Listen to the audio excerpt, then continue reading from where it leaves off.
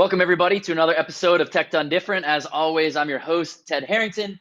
And with me here today is our special guest, a fellow security author. Loren Kohnfelder wrote the book, Designing Secure Software, A Guide for Developers. Loren, thanks for coming on the show. Thank you very much. Great to be here. It's always exciting to connect with other authors, just period, but especially other security authors, because we've gone through similar struggles to bring a work like this to the world. So I want to talk about some of the ideas in your book. You and I obviously are both very passionate about the idea of how do we help developers build secure systems. So the first question is, of course, who'd you write the book for? But the subtitle sort of gives that away. So if it's not developers, maybe you could color that out. But really what I want to get at first is, why did you want to write this book? Writing a book is a tremendous investment of time, effort, energy, in some cases money. It's a labor of love. It doesn't make any money for you once you do it. So why did you do it? What was the problem that you wanted to solve? Why was it worth those investments? Yes, well, several reasons.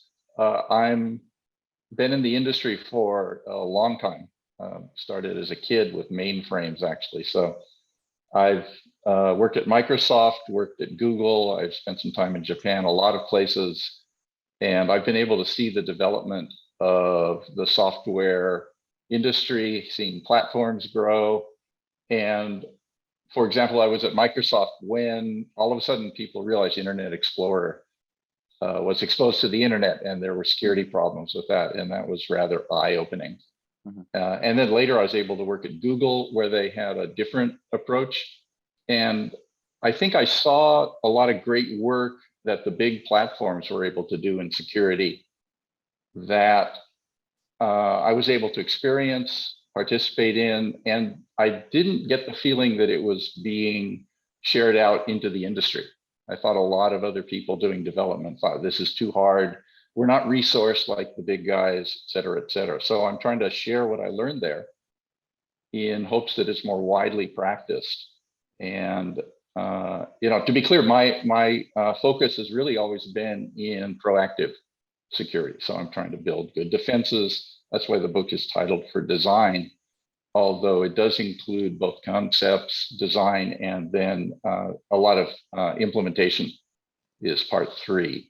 So it covers all of that, but perhaps design is the biggest focus that I found very little out there to help people. And I think it's very important that security thinking go in from the design level, from requirements level even, and then also to get more people involved with the security process and understanding how it works and what developers are facing. So the book is very readable, I think, for everybody. There is a little code in it, but I try to make it very general and very simple as I can. So help me think about this problem.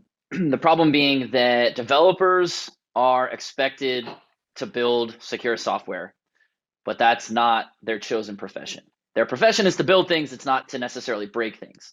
Yet they're being told, hey, make sure that you understand how this thing will be broken as you build it.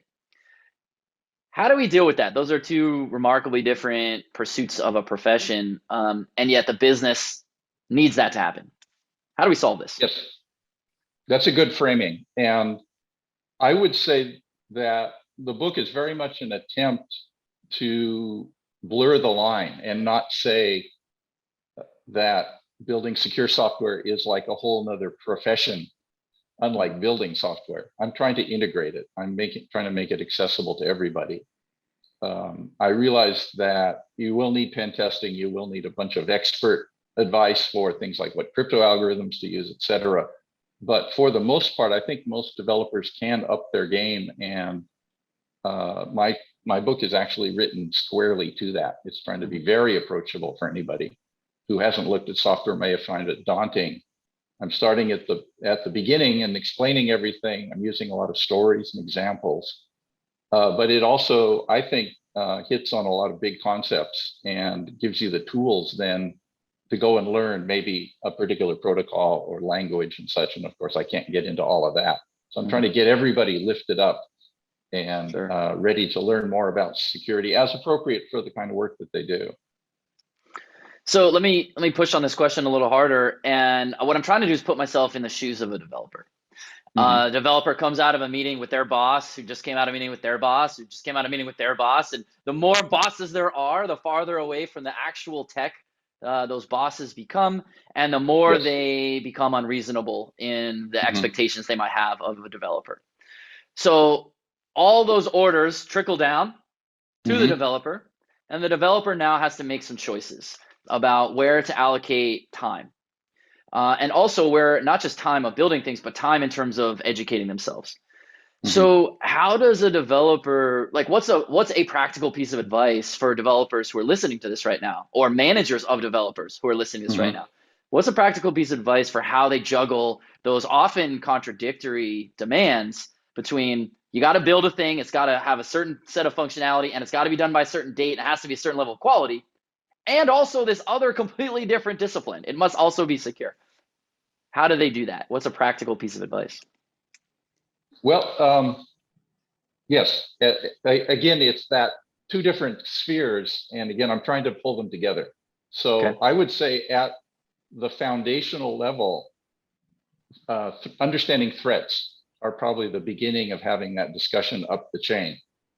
And so, from the developer's point of view, when they're presented with a task, on an existing system or to build something new, they either need to get some help in understanding the threats that that system is going to be exposed to, or they're going to have to take a shot at it themselves. And in the book, chapter 2 talks about threat modeling, but in the softest possible ways. I'm just trying to focus on the principles. And for example, Microsoft, if I can take a little side journey here on you, Let's do Microsoft it. had a very um, well prescribed system. And again, I'm going back to the early days. It may have evolved, and I'm sure it has, but they were very prescriptive in how you need to do threat modeling. It was a big deal, took a lot of people a lot of time, and it had a certain value, of course. But then at Google, it was much more informal. So I've tried in the book to build a chapter around that more informal threat modeling technique that may not be approved by an expert in it who could do a fabulous job, but the idea is here are the basics. This will get you started. Everybody can do a little bit of it themselves. Hmm. And so I'm trying to get Yeah. people to begin. And then it's a question, do you have enough to explain to people, or do you know then that you at least need to get help? And a lot of systems are not subject to big, scary threats. And you can kind of validate that just by spending a little time Hmm. exploring on your own. Yeah, I love the way that you're thinking about this, starting with the threat. Like, because if we don't start with that, then what are we doing, right? We can't defend against everybody all the time. We don't have unlimited resources. We have to understand the game that we're in. So, how do we understand that game? We think about who the opponent is, and then we define the game around that. So, I hear what you're saying, that one of the ways to Hmm. think about that is sort of the fundamental principles of threat modeling that might not necessarily be the same. That's a, time tested framework that might, be pushed by a large organization. But in your view, Right. what are those basic principles of threat modeling?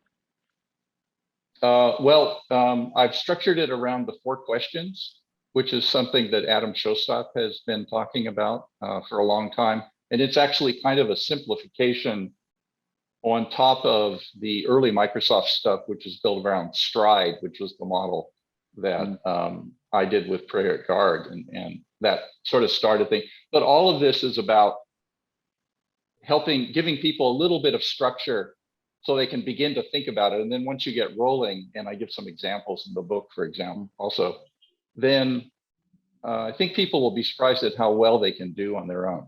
So the four questions are: what are we doing? Then what could go wrong, right? mm. What are we doing about it? And then how did we do, right? So it's really, really simple stuff. Yeah. And again, if it's a mobile game, right, the threats are pretty small. Hmm. You waste people's time, et cetera, et cetera. Sure. Right. Obviously, a banking app, whole nother story. Excuse me, Yeah. go ahead. No, that's fascinating thinking about those four questions. I love the idea of any sort of security model that is built around questions that are open ended. because the answers might vary widely. Now, you still need to, of course, have some expertise around what do you do with the answers that come from that, because Yes. oftentimes the answers to a security question maybe reveal more questions. But the second one was really interesting that you brought up, which was this: what could go wrong? So someone who, let's say, okay, so let's put ourselves in the shoes of a developer, and a developer is building something, but they don't spend every day thinking about what could go wrong. Maybe they think about what might go wrong if it bugged out or something, but they don't necessarily think about how could someone attack it, why would they attack it, who would attack it. So how do we make sure that part, because it seems like that question is a really, really important question that's part of I mean, all four questions are important, but that one seems Yes. like the heart of the actual security part.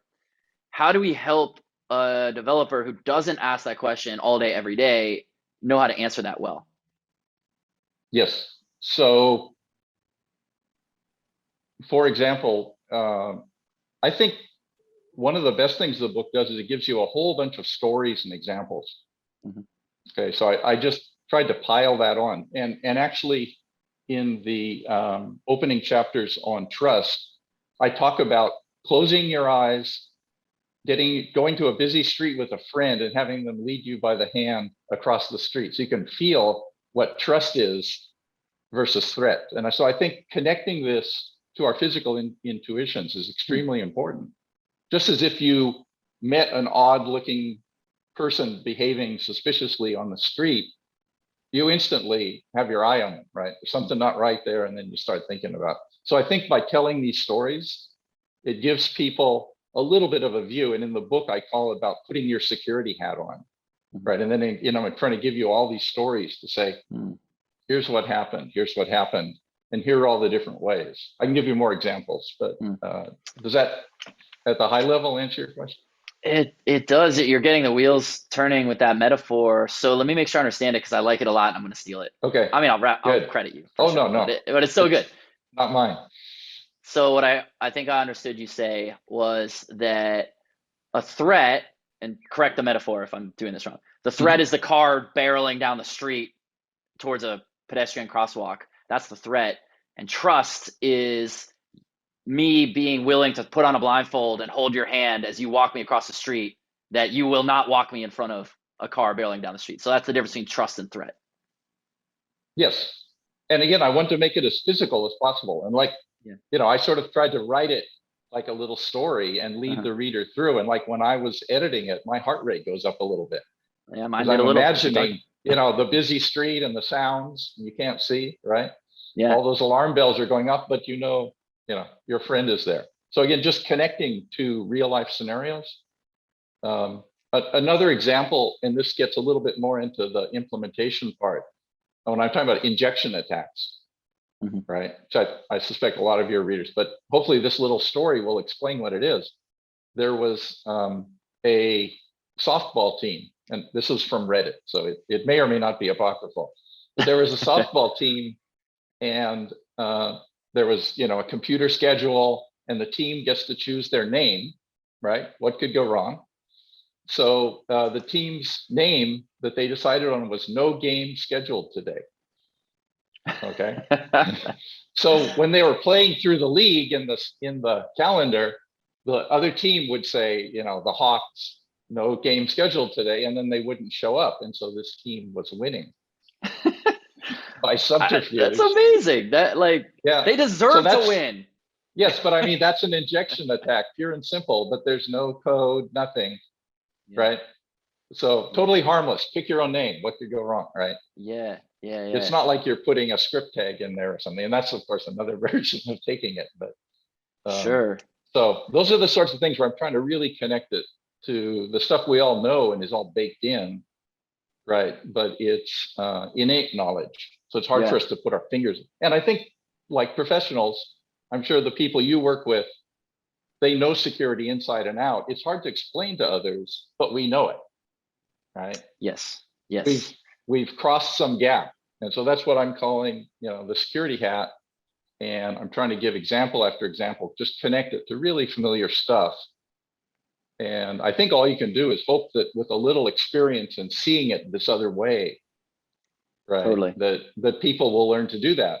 And it may be, your your inborn sense of paranoia or what have you, Sure. right? There are many ways of that people, but I think having a broad set of people who understand even a little about this. I'd Yeah. say if you read the book and half of it made sense, you were ahead of the game. Yeah, I think it's really important for members of the security community to make these ideas and these principles relatable to people who are not in the security community, or maybe they are in the security community, but they're more on the business side. Like they might be in charge of a tech team, but they're really more of a business person. I think that's really important, and I've definitely seen some cases where sometimes people in the security community don't understand. Those of us who try to do that, like, this is so. Why are you describing it so simply? Where's the hands-on code? And it's like, well, you're in the community. Like, there's a whole world of security professionals to teach you, but we need to teach outside the community. Yes. When we were talking about this metaphor of the car coming down the street and the idea of this question, what could go wrong, it got me thinking about it. Actually, I was today literally like crossing the street, going to a meeting, and I found myself being that guy who's hammering away on his phone waiting for the crosswalk to change, and it changes to walk, and I realized that I started to take a step because I saw the thing that said cross before I actually looked left or right. Yes. And that is, I immediately stopped, like I think any of us would, to be like, let's just make sure no one's running this red light. And that's a good example, I think, of where this common flaw that happens in the way most people think about systems, and it definitely applies to the softball story you said as well, which is people often say like, oh, no one would do that. An attacker would never do that. It's like saying no one would ever run a red light. There's a red light right here. People know they would not run through it. If you ever heard somebody say no one would ever run a red light, of course they're going to be like, you're out of your mind. Look left and right before you cross. But people all the time will say, oh, no one would do that. No one would think to do that. No user would use it that way. No malicious person would even know to try that. People legitimately think that. And that's the same as saying no one would run a red light. So how do we combat that line of thinking? Because if that line of thinking persists, then this whole what's the worst thing that could happen question is ineffective. Yes. How do we combat? Well, all of the security bugs that make the news, right? I won't mention specific ones, but they're that kind of thing, right? And one of the examples that I give in the book, and this is a fabricated example, but I show what I call stepping stone bugs, or you could call it a kill chain if you prefer. But I have one bug that that would never happen, that happens first. And then another little bug that seems very small and obscure, but it is the precondition that opens up the second bug, which is bad. Right. So by giving that example, what I'm showing is individually, if you look at either bug, you say, never happen, or it's totally minor. The synergy of them is huge. And I think it's experience. It's very hard to have this discussion intellectually, but in a sense, what you were saying about looking down at your mobile device while you were, interacting with the street and cars, what you showed was you might have made a little mistake of stepping off a little too quickly, and someone might have made a little mistake of pushing a light. Yeah, and totally. Of course, the air traffic, when airplane accidents happen or whatever, it's usually a series of small things that add up and get people. So I love that you're introducing this idea, and actually even the way you just described it is really powerful. It's a combination of small things. I talk about this a lot myself, this idea that we shouldn't think about vulnerabilities in isolation. We should think about them in the context of each other. We should think about the whole system in context of each other, because there's countless examples like what you're describing where, one thing not a big deal on its own, another thing not big deal on its own, but those two things combined are like, catastrophic system-wide compromise.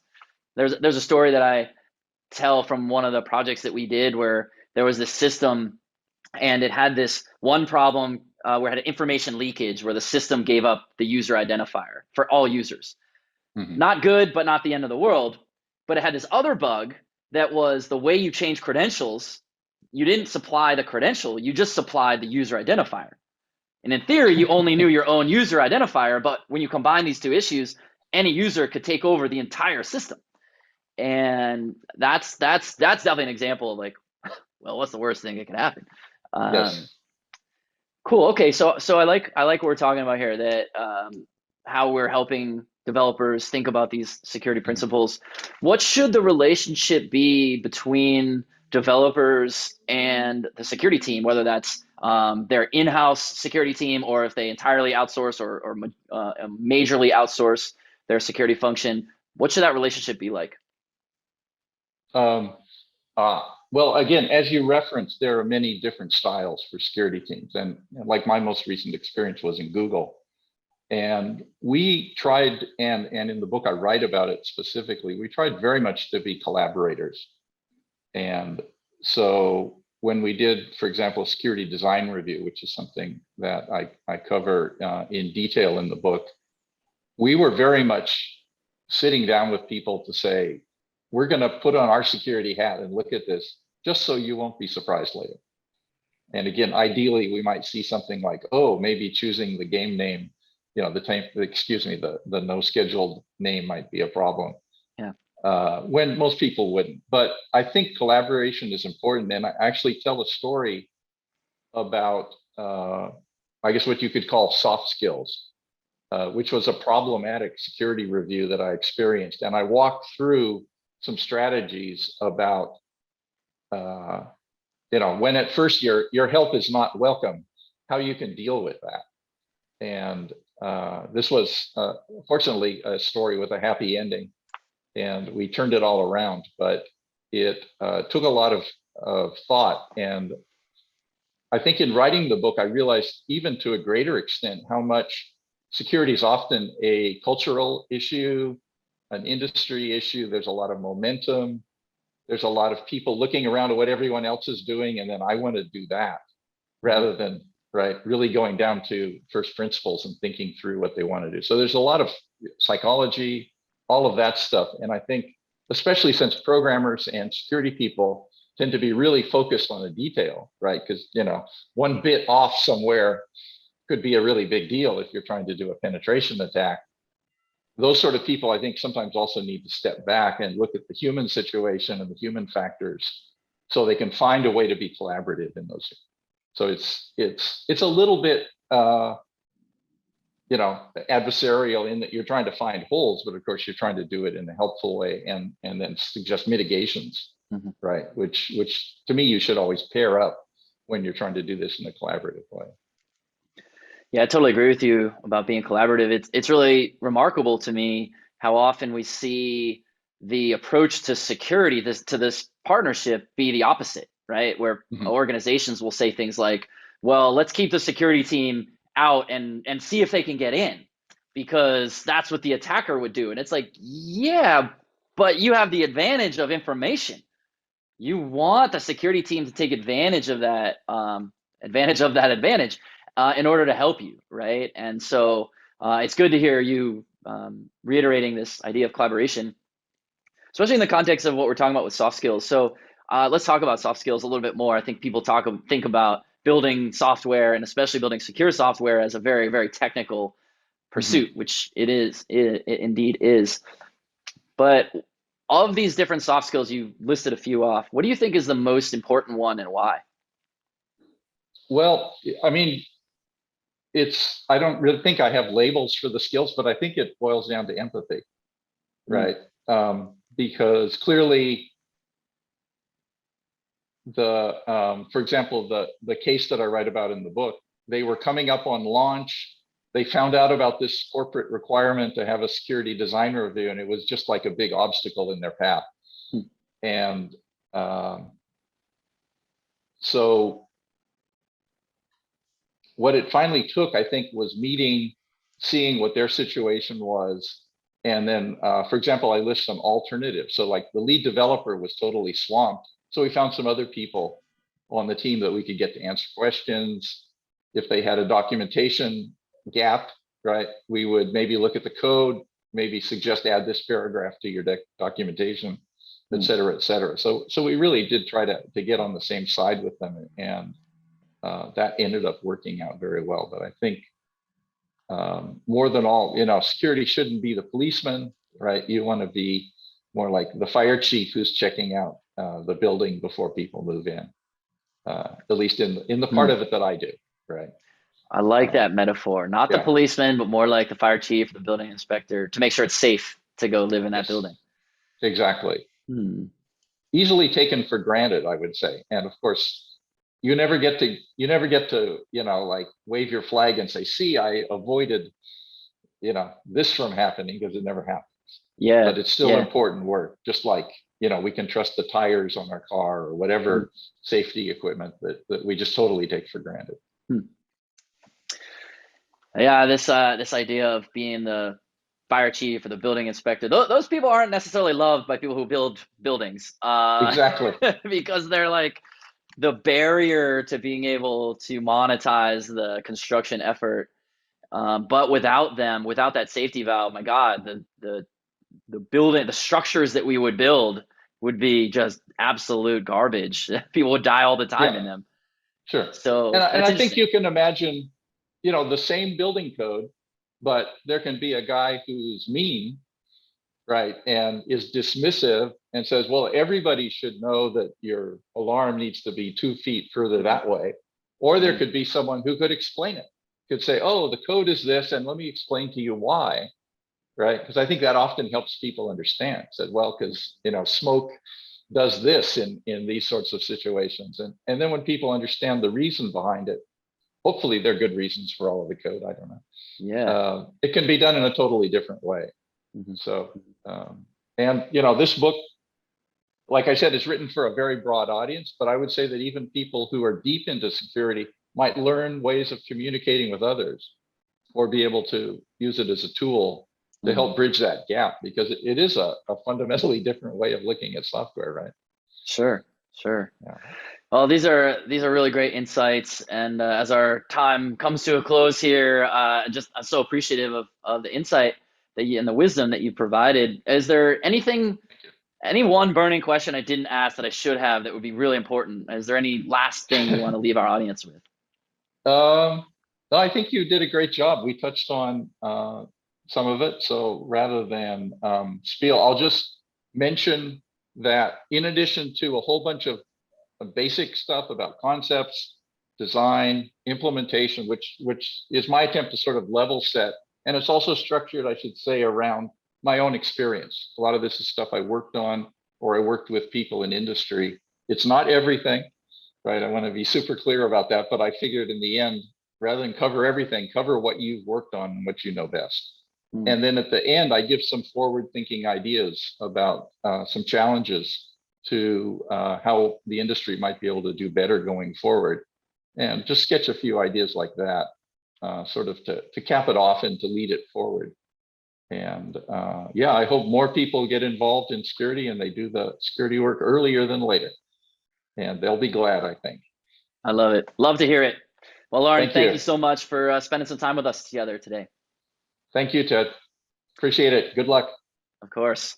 For everybody Okay. else, if you want to learn more what Loren is up to or request to appear on the podcast yourself, just head over to tedharrington.com/podcast, and we'll catch you next time.